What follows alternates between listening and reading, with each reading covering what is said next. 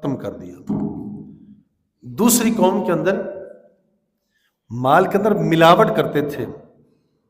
اس کو ذکر کیا کہ وہ صرف ملاوٹ کرتے تھے، ملاوٹ کی وجہ سے ان کے اوپر عذاب بھیجا، انہیں تباہ و برباد کر کے رکھ دیا، ختم کر دیا۔ تیسری قوم کے اندر بدکاری تھی کہ مرد مرد سے بدکاری کرتا تھا، اس ایک عیب کی وجہ سے انہیں برباد کر کے ہلاک تباہ و برباد کر دیا، عذاب دیا ان کے اوپر۔ اب پچھلی امتوں کے وہ تذکرے سن لیں، پڑھ لیں، کلام مجید قرآن مجید کے اندر محفوظ پڑھیں، ان کا وہ ذکر، ان کا وہ چرچا، ان کی وہ بات، ان کے وہ عیب، ان کے وہ نقص، ان کی وہ کمیاں، ایک ایک سابقہ قوموں کے اندر ایک ایک عیب آیا اور انہیں تباہ و برباد کر کے رکھ دیا۔ لیکن اگر ان قوموں کے وہ تذکرے جو ہر ایک قوم کے اندر ایک عیب تھا وہ ساروں کو جمع کریں تو آج اس امت کے اندر وہ سارے آج اکٹھے پائے جا رہے ہیں، وہ سارے کے سارے آج اکٹھے پائے جا رہے ہیں۔ لیکن اس کے باوجود یہ مالک کی مہربانی ہے کہ وہ عذاب نہیں بھیج رہا، اجتماعی عذاب نہیں ہے۔ آج ہماری شکلیں تبدیل نہیں ہو رہی، آج کوئی اجتماعی عذاب نہیں آ رہا، وہ پچھلی امتوں کے سارے عیب جو ان کے اندر ایک ایک صورت میں تھا آج وہ سارے اکٹھے ہماری اس ایک امت کے اندر آ رہے ہیں، اس ایک قوم کے اندر آ رہے ہیں۔ لیکن ہمیں وہ فکر نہیں، وہ فکر ہی نہیں، مال آنا چاہیے، وہ جس صورت میں آئے مال آئے۔ اور سورہ تکاثر کے اندر فرمایا الہاکم التکاثر حتی زرتم المقابر، فرمایا لوگوں کو مال کی کثرت نے برباد کر دیا، یہاں تک کہ انہوں نے جا کے قبروں کا منہ دیکھا، یہاں تک کہ انہوں نے جا کے قبریں دیکھ لی۔ نبی پاک صاحب اللہ صلی اللہ علیہ وسلم ارشاد فرماتے ہیں کہ اگر بندے کے پاس دو وادیاں ہوں سونے کی بھری ہوئی، دو وادیاں، دو پہاڑ آ جائیں، اور فرمایا تو یہ تیسرے کی چاہت کرے گا کہ کاش کہ تیسری بھی ہو، تو سرکار نے فرمایا سوائے قبر کی مٹی کے اس کا کوئی اور منہ بند نہیں کر سکتا۔ آج یقیناً وہ صورتحال ہے، آج مال کی کثرت نے ہمیں برباد کر کے رکھ دیا ہے، اور سوائے مال کے ہمیں کوئی اور فکر ہی نہیں آ رہی، سوائے مال کے کوئی سوچ ہی نہیں، آخرت کی فکر ہی نہیں، پریشانی نہیں کہ کیا بننا ہے، کیا ہونا ہے، کیا ہو جائے گا، فکر ہی نہیں۔ حضرت عقبہ بن عامر رضی اللہ تعالیٰ عنہ آپ بیان فرماتے ہیں نا، نبی کریم رؤوف رحیم صلی اللہ علیہ وسلم نے ارشاد فرمایا کہ اگر بندے کے گناہوں کے باوجود اگر اس کے سوال پورے ہو رہے ہیں تو اسے غور و فکر کرنا چاہیے کہیں مالک نے ڈھیل تو نہیں دے رکھی۔ اگر مالک گناہوں کے باوجود بندے کے سوالوں کو پورا فرما رہا ہے، بندہ گناہ کرتا جا رہا ہے اور بندہ دعا کرتا ہے، دعا پوری ہو جاتی ہے، تو سرکار فرماتے ہیں بندے کو یہ غور و فکر کرنا چاہیے کہ اللہ کریم نے مجھے ڈھیل دے رکھی ہے، مالک ڈھیل دے رہا ہے، اور آج ہمیں ہوش نہیں آ رہی، اور مال کی کثرت میں اس طرح گم ہے، یوں گم ہیں، یوں سر مست پڑے ہیں، بس مال آئے مال آئے، وہ جس انداز میں مرضی آ جائے۔ فرمایا قل سوف تعلمون، فرمایا ہرگز نہیں، ان قریب تم جان جاؤ گے، ثم قل سوف تعلمون، پھر ہرگز نہیں، یقیناً تم نے جان جانا ہے، قل لو تعلمون علم الیقین، فرمایا کاش تم یقین کے ساتھ جان جاتے کہ تمہیں موت آنی، مرنے کے بعد تم نے اٹھایا جانا ہے اور تم نے آخرت میں پیش کیا جانا ہے، کاش یقین کے ساتھ تم جان جاتے، یقین کر لیتے۔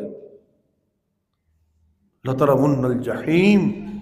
اور فرمایا ضرور تم دوزخ کے اوپر پیش کیے جاؤ گے، یقیناً تم دوزخ کو دیکھو گے، لَتَرَوُنَّهَا عَيْنَ الْيَقِينَ، اور ضرور تم دیکھو گے یقین کے ساتھ، اپنی آنکھ کے یقین کے ساتھ تم دیکھو گے اس کو. ثم لتسألن یومئذ عن النعیم، اور پھر تم سے ایک ایک نعمت کے بارے میں پوچھا جانا، ایک ایک نعمت کے بارے میں تم سے سوال ہونا ہے کہ یہ جتنی تمہیں نعمتیں دی تھی بچپن سے لے کے بوڑھے تک، یہ کہاں لگا کے آیا؟ یہ جو کچھ تمہیں دیا تھا، جو کچھ تیرے پاس آیا تھا، جتنا تیرا مال و زر تھا، جو تیری حسن جوانی دی تھی، جو تجھے روب اور دبدبہ دیا تھا، جو تجھے برادری اور تیرے دوست دیے تھے، تیری اتنی گرفت تھی، پکڑ تھی، تو کیا سے کیا کر سکتا تھا؟ بتا ذرا وہ سارا کچھ کام برباد کر کے آیا. پوچھا جانا ذرا، پوچھا جانا ہے تو بندے کہاں یہ ہر چیز کہاں لگا کے آ رہا ہے؟ تو فرمایا بندے کو مال کی کثرت نے برباد کر دیا، مال کی کثرت نے آج لوگوں کو برباد کر دیا. اور سوائے پیسے کے بندے کو اور فکر نہیں آ رہی، بندے کو اور کوئی فکر نہیں آ رہی. اور اس میں کوئی مت سوچے یہ صرف ایک آدھ آدمی کا مسئلہ نہیں ہے، یہ پوری روح انسانیت کا یہ مسئلہ ہے. اور منزل بمنزل جو بندہ جس منصب کے اوپر بیٹھے گا اس کا حساب اتنا بڑا ہونا ہے، اس کو اتنا حساب سخت ہونا ہے. جو جتنا جس کا مرتبہ بڑا ہوگا اس کا اتنا، اس کا حساب بھی اتنا ہارڈ اور سخت آنا ہے. آج اگر کوئی مفلوج ہیں، کمزور ہیں، آج عوامی صورت میں آج ہم جس چکی کے اندر پس رہے ہیں اور پستے جا رہے ہیں، فکر نہ کریں، ایک وقت آنا ہے ہم سے اپنے بارے میں پوچھا جانا ہے، ہم سے نیچے کے بارے میں پوچھا جانا ہے، اور جو ہمارے اوپر ہیں ان سے ہمارے بارے میں پوچھا جائے گا. آج موج کر لیں، آج ہمارے حکمران، ہمارے سیاستدان، آج ہمارے بیوروکریٹ اور جتنے بڑے منصب اور جتنے بڑے اوپر فائز ہیں ہمارے، وہ آج موجیں کر لیں، اس مختصر وقت کے اندر وہ موج کر لیں، گلشرے اڑا لیں. لیکن ایک وقت آنا ہے کہ اس دن اس بڑے سے بڑے بادشاہ سے لے کے سب چھوٹے سے چھوٹے تک، نائب قاصد والے اس بندے سے بھی، اس چپڑاسی سے بھی، اسی کے منصب کے مطابق جو ہے اسے سوال ہونا ہے. بتا ذرا تجھے یہ سیٹ دی تھی، تو یہ حکمرانی دی تھی، تیرے ہاتھ میں اتنا طاقت رکھا تھا، بتا ذرا یہ کہاں لگا کے آیا؟ تو اپنی فکر کریں، اپنی فکر کریں، اپنے اس وقت کو اور اپنے اس وسعت کو یوں ہی برباد نہ کریں. اور ہم سے ایک ایک نعمت کے بارے میں سوال ہونا ہے، اور اپنے ہر سوال کو تیار کر کے جاؤ، بغیر سوال کے یوں نہ مر کے جاؤ کہ کل والے دن جو ہے ہمیں پشیمانی ہو اور ہمیں شرمندگی ہو کہ ہم سے سوال اور ہو اور ہمارا جواب کوئی اور آ جائے. ایسا نہ ہو.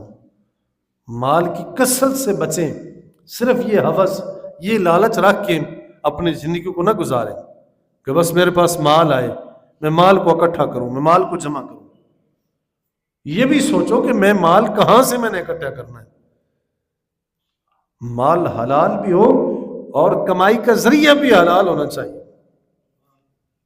مال حلال ہو اور ہمارا ذریعہ ناجائز ہو، یہ بھی نہیں. مال حرام ہو اور ہمارا ذریعہ حلال ہو، یہ بھی نہیں. وہ رزق بھی حلال ہو اور کمائی کا ذریعہ جو سبب ہے وہ بھی حلال اور جائز ہونا چاہیے.